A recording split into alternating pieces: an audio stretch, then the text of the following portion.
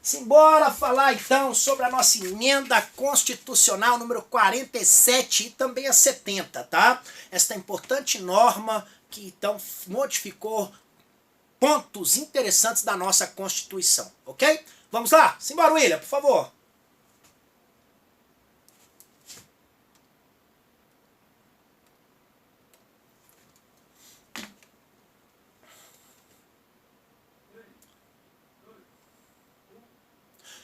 Olá pessoal, tudo bem? Professor Eduardo Galante, mais uma vez para caminharmos fortes rumo à nossa aprovação. Então, eu sempre gosto muito, gente, de deixá-los bem informados. Eu não gosto de deixar vocês vagos quando eu apresento um assunto. Então, qual foi o objeto do nosso curso? Qual é o objeto? Eu quis aqui então trazer para vocês as modificações previdenciárias que nós tivemos na nossa Constituição de 88. Estas mudanças previdenciárias, elas foram então introduzidas pelas emendas constitucionais número 20, número 41, número 47 e número 70.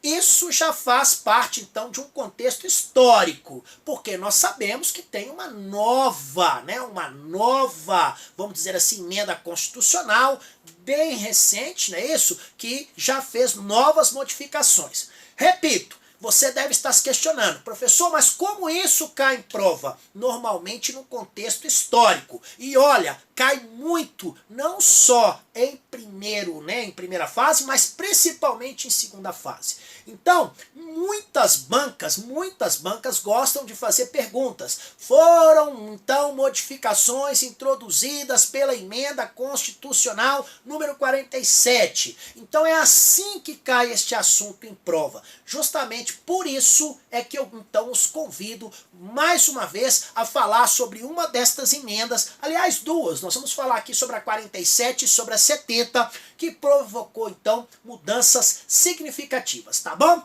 Vamos lá, então? Simbora com o professor, é hora de falar sobre emenda constitucional número 47 e número 70. Estas emendas provocaram, então, vamos dizer assim, provocaram mudanças significativas na nossa, na Previdência. Por isso, o importante, por isso, então, a razão de falarmos sobre esta norma. Bem, dentro desse aspecto, vamos começar então pela emenda constitucional número 47. Olha, eu recebi uma pergunta lá no meu Instagram. Aliás, se você quiser falar comigo, @professor Eduardo Galante, uma emenda, uma pergunta muito interessante que me perguntaram assim, professor, de todas estas emendas, quais são aquelas que o senhor entende que realmente foi uma profunda, que provocou uma mudança significativa? Todas elas, pessoal, todas elas, sem exceção, provocaram mudanças significativas aqui no nosso contexto, tá bom? Todas elas. Agora, é claro que dentre todas estas modificações, eu entendo assim que a 20ª foi, vamos dizer assim, um ponto muito importante, porque foi a primeira feita na nossa Constituição de 88. Então, talvez por ser a primeira, por ter sido aquela que apresentou uma primeira ideia de que algo era, no caso, necessário se fazer, eu entendo que a 20/98 foi, assim, um pontapé inicial e por isso eu atribuo uma importância maior. Porque ela quebrou um paradigma. Ela mudou um texto da Constituição de 88, tá bom? Então eu vejo desta forma, beleza? Vamos lá. Nunca é demais falar sobre o artigo 37 da nossa Constituição. Todas as vezes que nós temos uma mudança no caso previdenciária, sempre passa pelo artigo 37. O artigo 37, ele principalmente traz expressamente os princípios que devem nortear as atividades da administração pública. É o famoso LIMP, legalidade, impessoalidade, moralidade, publicidade e eficiência. Então, a administração pública, tá? Direta e indireta de qualquer dos poderes da União, então, na União, dos estados, do Distrito Federal, dos municípios, ou seja, de todos os entes federativos, quaisquer delas, deverá obedecer então a estes princípios, Bem, dentro desse critério, vamos ver quais foram as modificações introduzidas pela emenda constitucional número 47 no artigo 37 da nossa Constituição. Gente, naquela oportunidade foram alterados os parágrafos 11º e 12º do artigo 37. O parágrafo, então, 11º, passou a ter a seguinte redação, que não seria computado, então, para efeitos remuneratórios, tá? As parcelas de caráter indenizatório. Por quê? Nós sabemos muito bem que lá no inciso 11 do artigo 37, e este inciso 11, ele é mega ultra super cobrado, a gente não pode esquecer disso. Esse artigo, então, 37, especificamente no seu inciso 11, lá fala sobre aquelas limitações, estão lembradas que nós aprendemos? Que ninguém pode ganhar mais do que o ministro do Supremo Tribunal Federal, aí criou os limites dentro dos poderes, estão lembrados? Olha, nos estados, no poder executivo, quem ganha mais é o governador, no poder legislativo, deputado estadual, pois é, aquelas limitações que estão lá no inciso 11. Bem, o que esse parágrafo 11º acrescentou? É que as parcelas de caráter indenizatório, elas não faziam parte daquela remuneração. Gente, eu lembro que isso à época deu uma confusão, por quê? Começou a se multiplicar no Brasil afora criação de verbas indenizatórias. É claro que eu não tenho nada contra qualquer carreira, aliás, tenho amigos em todas elas, tenho amigos no executivo, no judiciário, no legislativo, respeito e tenho carinho por todos eles, entendo perfeitamente, mesmo porque fui servidor público durante 31 anos da minha vida, não é isso? Hoje, como aposentado, posso falar isso claramente. Mas o que aconteceu? Naquela época, foram criadas verbas do tipo auxílio paletó, auxílio moradia, e assim, com valores lá em cima. Por quê? Era uma forma, então, de, vamos colocar assim, driblar, não sei se o termo correto é esse. O fato é que as verbas indenizatórias não entravam naquele cálculo. Eu vou falar aqui algo, não vou falar sobre o órgão nem a localidade, tá bom? Mas na época, ao estudar este assunto, eu descobri, por exemplo, um determinado cargo que a remuneração era de 11 mil e as verbas indenizatórias que aquele cargo pagava eram 16 mil. Então, na realidade, a pessoa recebia 27 mil. Só que os 16 mil não entravam como remuneração, entravam como verbas de caráter indenizatório. Então, isso é só para que você possa compreender esse, então, desfecho aqui, esta modificação do parágrafo 11º. No 12º, também teve uma modificação interessante. Por esta modificação, ficou facultado aos estados e ao Distrito Federal fixar nos seus respectivos âmbitos, desde que isso fosse feito mediante emenda. Então tem que destacar isso, não poderia ser feito por lei ordinária ou lei complementar, deveria ter sido feito por emenda, ok? Então eles poderiam fixar nos seus respectivos âmbitos, desde que o fizesse mediante emenda, o subsídio mensal dos desembargadores do respectivo Tribunal de Justiça. Lembrando que tal não poderia ultrapassar a 90 inteiros e 25 centésimos do que ganha um ministro do Supremo Tribunal Federal. E é claro, gente, que nesse caso os estados e o Distrito Federal fizeram no teto, 90,25. Você acha mesmo que os estados fariam diferente? Eu entendo até que nem justo seria, tá? Mas isso é uma opinião do professor. Eu acho que se tem esta possibilidade, por que não? Afinal de contas, eu entendo, às vezes as pessoas não entendem muito, mas todo o serviço que é bem feito, todo o serviço que é bem executado, que é respaldado por eficiência, por qualidade, tem que ser valorizado, viu, gente? Todo mundo tem que ser devidamente valorizado. Ó, Uma outra modificação que nós tivemos com a emenda 47 foi uma modificação lá no artigo 40 da Constituição. O que foi modificado no artigo 40? Inicialmente eu quero apresentar a você qual é o caput, qual é então o caput do artigo 40. Para quê? Para eu estudar a modificação, é importante que eu saiba sobre o assunto que é então tratado no respectivo artigo. Lá no artigo 40, nós temos o seguinte, que o regime próprio de previdência social dos servidores titulares dos cargos efetivos, tais terá caráter contributivo e solidário, né? E isso vai ser feito mediante contribuição do respectivo ente federativo, dos seus servidores ativos, dos aposentados, dos pensionistas. Isso tudo tem um objetivo: preservar o equilíbrio econômico e atuarial. Isso significa, eu preciso ter dinheiro para pagar aqueles que são aposentados e pensionistas. E se eu não tiver esse equilíbrio financeiro e atuarial, eu não conseguirei fazê-lo. Então, por isso, a importância de se ter, então, ali, esse equilíbrio financeiro e atuarial. Bem, neste caso específico, eu ainda quero aqui falar com você o seguinte, olha, a modificação introduzida, então, no artigo 40 foi a seguinte: ficou vedada a adoção, então, de critérios, tá? E também de requisitos diferenciados para se conceder a aposentadoria, tá? Para aqueles, então, que estão ali abrangidos neste regime. E aí, nós fomos ainda mais longe. A única ressalva foi o seguinte: em relação aos portadores de deficiência, em relação àqueles que exerçam atividade de risco e também em relação àqueles, tá, que possam trabalhar em locais que prejudiquem a sua saúde ou a sua integridade física. E aí você pode me pedir, professor, esqueça o juridiquês e fala para mim o que aconteceu.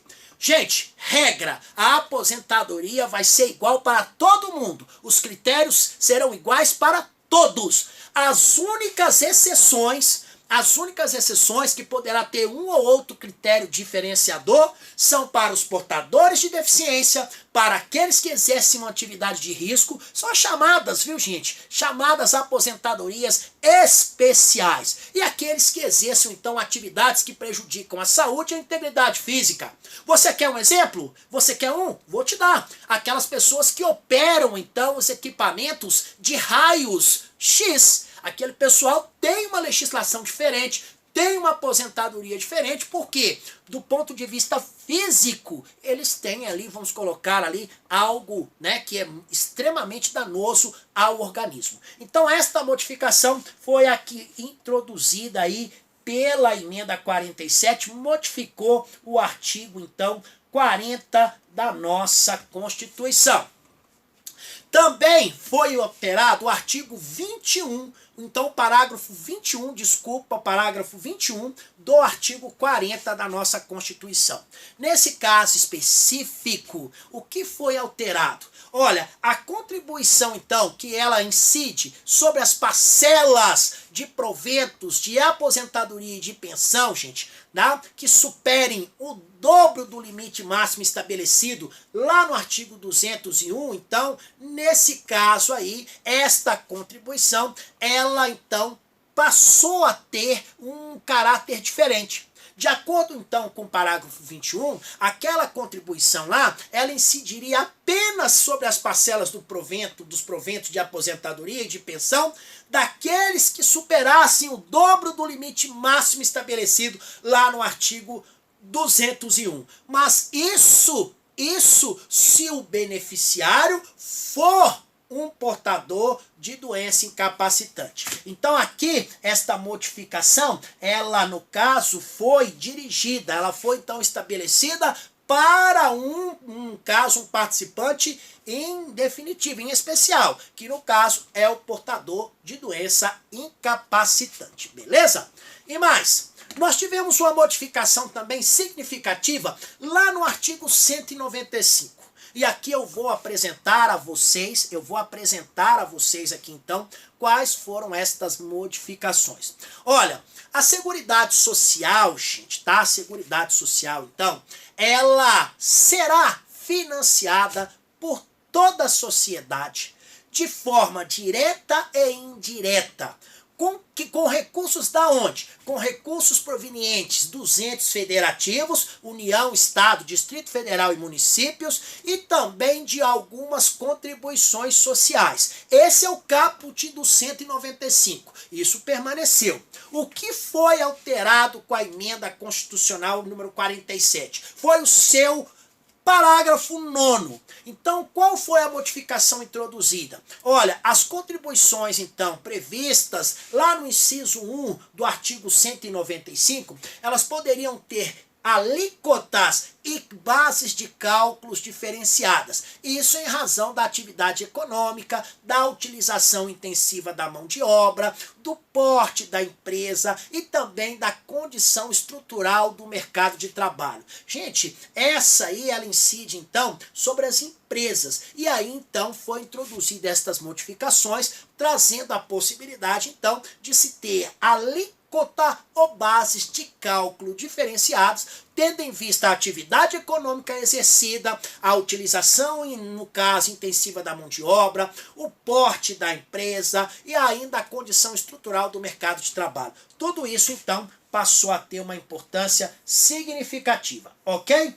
O que normalmente banca gosta de cobrar nesse sentido? É saber se as alíquotas ou bases de cálculos podem ser diferenciadas em relação a estas, né? A estas empresas. Pode, não tem problema nenhum. E mais, tivemos uma modificação ainda lá no artigo 201. Vamos relembrar aqui, eu e você, então, esse artigo 201.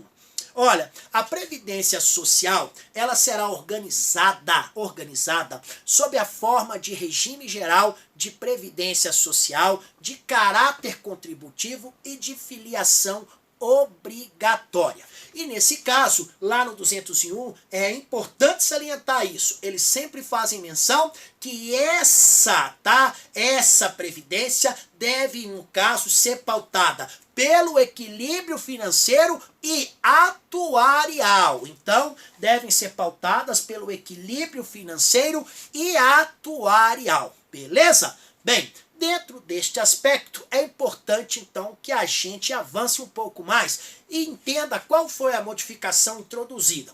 A modificação introduzida foi aquela prevista no parágrafo 1º.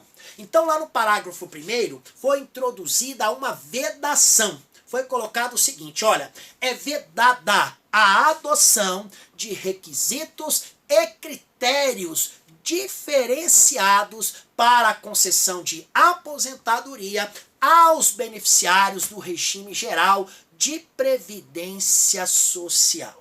Então ficou estabelecido isso, que era então proibido ali, como eu disse a vocês, está proibido ali a concessão, então, nesse caso específico aí, a adoção de requisitos e critérios diferenciados ali, então, para a concessão de aposentadoria aos beneficiários do regime geral da Previdência Social. Beleza? Bem, nesse caso, é a regra geral.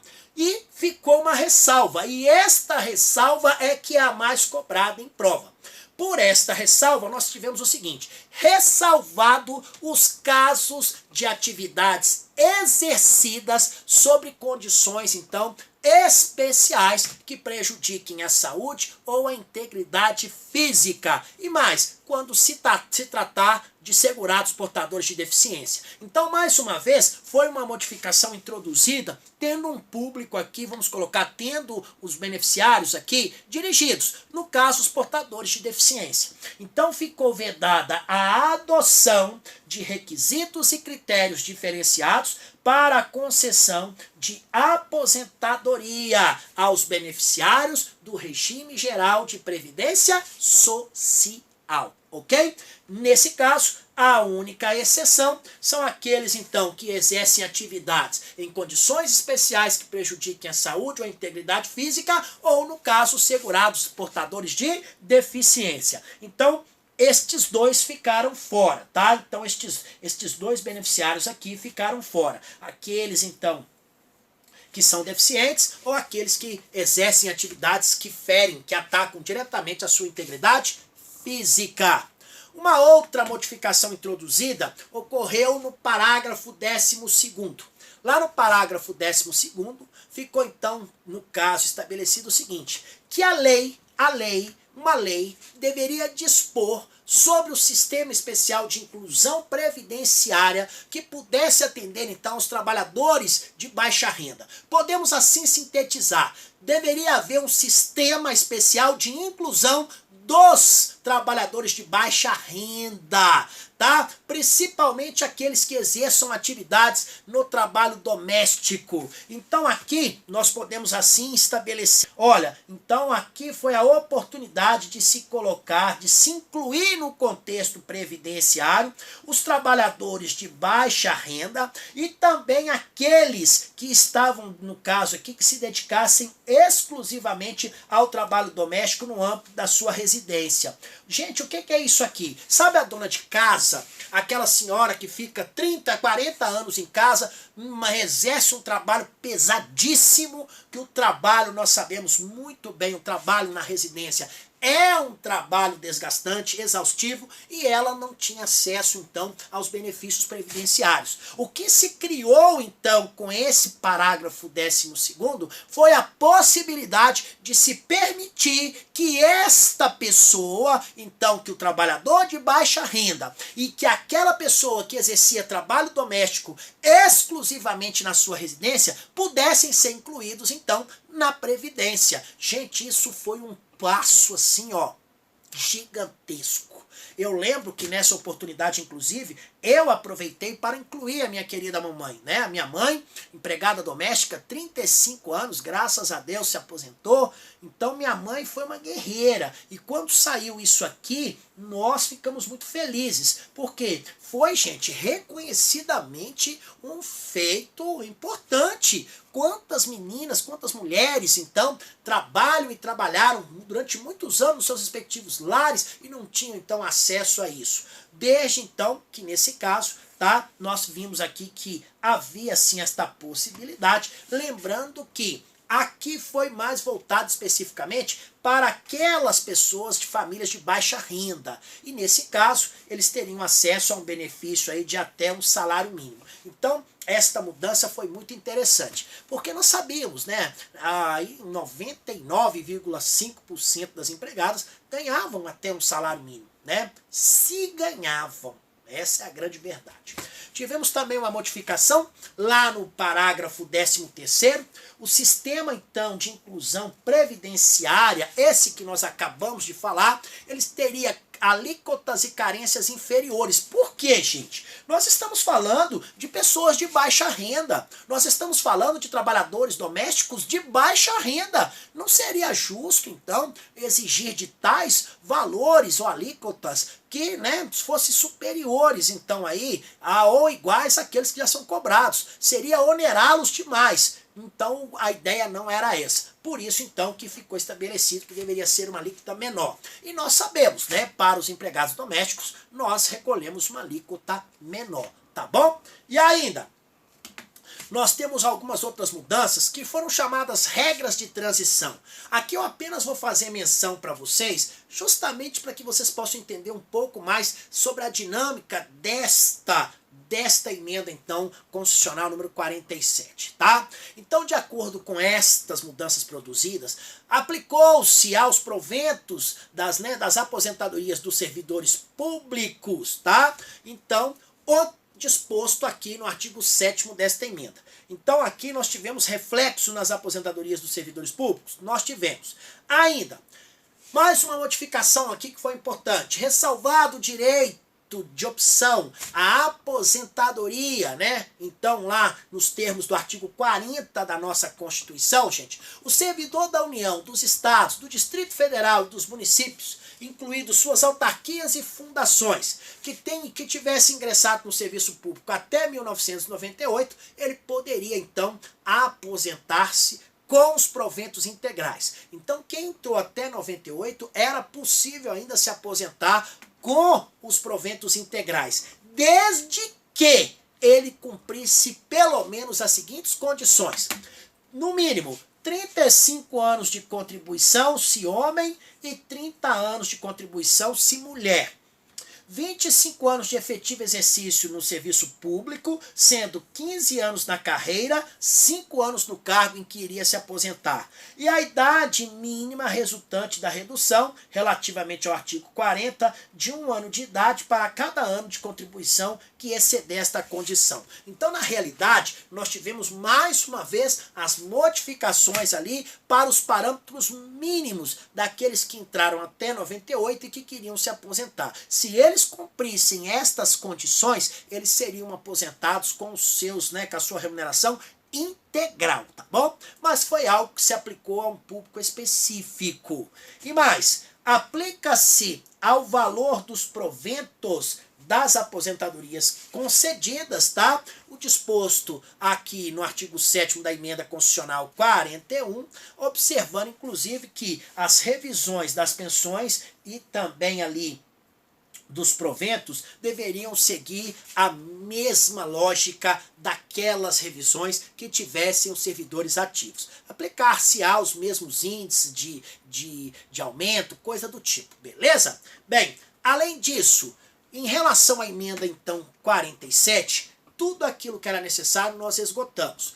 Por fim, nós tivemos uma modificação pequenininha, mas importante, em relação à emenda constitucional número 70. Gente, esta emenda, ela alterou principalmente o seguinte fato. Por esta emenda, o servidor, então, dos entes federativos, ou seja, a União, Estados, Distrito Federal e municípios, incluídas as suas autarquias e fundações, desde que eles tivessem, em caso, entrado no serviço público até a data de vigência desta emenda, então, para aqueles que entraram no serviço público até o dia 28 de março de 2012, tá? Então, e ele, tá? Caso tenha se aposentado ou se quisesse se aposentar por invalidez permanente, ele teria direito aos proventos da sua aposentadoria, calculados, gente, com base na remuneração do cargo efetivo em que ele, então, fosse se aposentar. Isso foi, então, mais especificamente para aqueles que iriam se aposentar por invalidez permanente.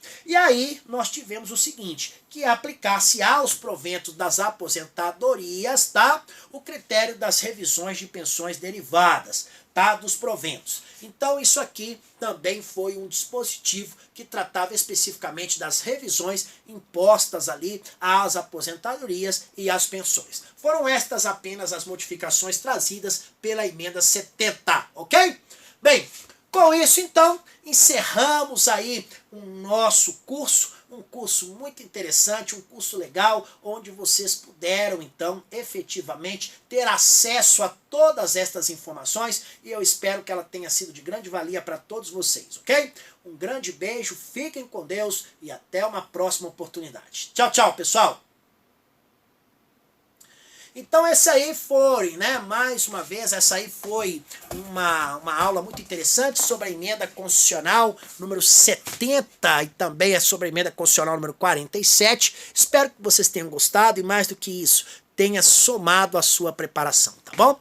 Muito obrigado, fiquem com Deus, até uma próxima aula, gente. Tchau, tchau.